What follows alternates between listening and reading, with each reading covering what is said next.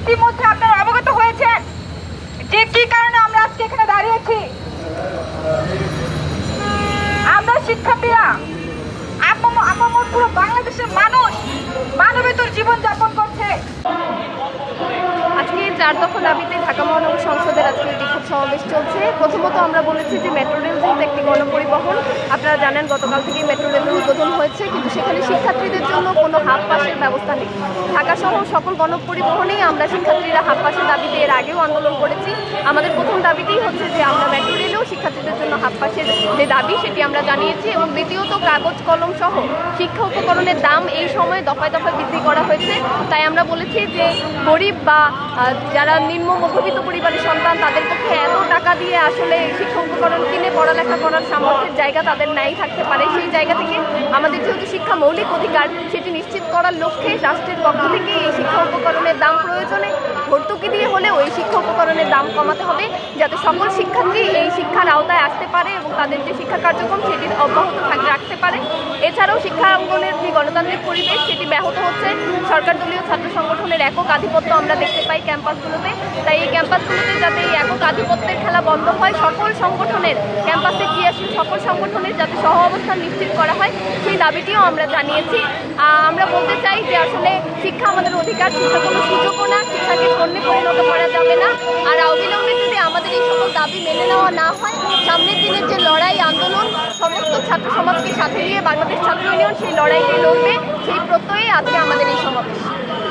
আচ্ছা, যেহেতু এটা একটা গণপরিবহন, তো গণপরিবহনে হাফ পাস থাকবে ছাত্রছাত্রীদের জন্য, তো এই বিষয়ে কি আপনারা শুধু মানববন্ধনই সীমাবদ্ধ রাখছেন, না সড়ক ও গণপরিবহন মন্ত্রণালয়ে কোনো দিচ্ছেন?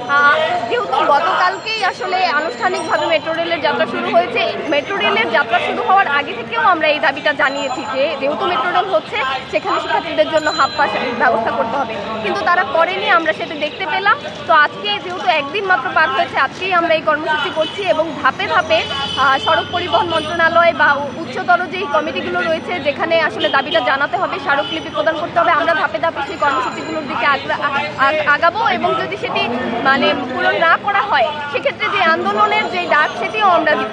ধাপে ধাপে আমরা আমাদের সমস্ত কর্মসূচি আমরা আগাবো। একদিক দিয়ে নিত্য প্রয়োজনীয় দ্রব্যের দাম বেড়ে যাচ্ছে, সেই সাথে তাল মিলিয়ে বেড়ে যাচ্ছে শিক্ষা পণ্যের দাম। প্রশ্ন হচ্ছে এখন আমরা খাবো না পড়াশোনা করবো? আমরা তো খাওয়া দাওয়া বাদ দিয়ে পড়াশোনা করতে পারবো না, সেটা তো কোনোভাবে সম্ভব না। আমাদের বেঁচে থাকার জন্য আমাদের খাদ্যের প্রয়োজন, সেই বেঁচে থাকার তাগিদে আমরা বেঁচে থাকার জন্যই আমরা খাদ্যকে আগে প্রায়োরিটি দিব। সেই জায়গা থেকে কি হবে, শিক্ষাটা অটোমেটিক্যালি মাইনাস হয়ে যাচ্ছে। আপনারা দেখেছেন মেট্রো রেল চালু হয়েছে, মেট্রো রেল একটি গণপরিবহন বলে দাবি করছে সরকার, কিন্তু আমরা দেখলাম সংবিধানে বলাই আছে, সংবিধানের 15, 17, 18 এবং 31 বলাই আছে যে সকল গণপরিবহনে শিক্ষার্থীরা হাফ পাস পাবে, তারা হাফ ভাড়া দিবে। কিন্তু মেট্রো রেল যদি গণপরিবহন হয়ে থাকে, সেখানে কেন শিক্ষার্থীদের জন্য কোনো হাফ পাসের ব্যবস্থা রাখা হয় নাই? মুক্তিযোদ্ধারা কম টাকায় যেতে পারবেন, শিশুরা কম টাকায় যেতে পারবেন, কিন্তু আমার শিক্ষার্থীরা কি অপরাধ করছে? আমাদের শিক্ষার্থীদের জন্য মেট্রো রেলে কেন কোনো হাফ পাস রাখা হলো না? সহযোগিতা বন্ধুগণ, আমাদের আজকে এই সমাবেশে উপস্থিত আছেন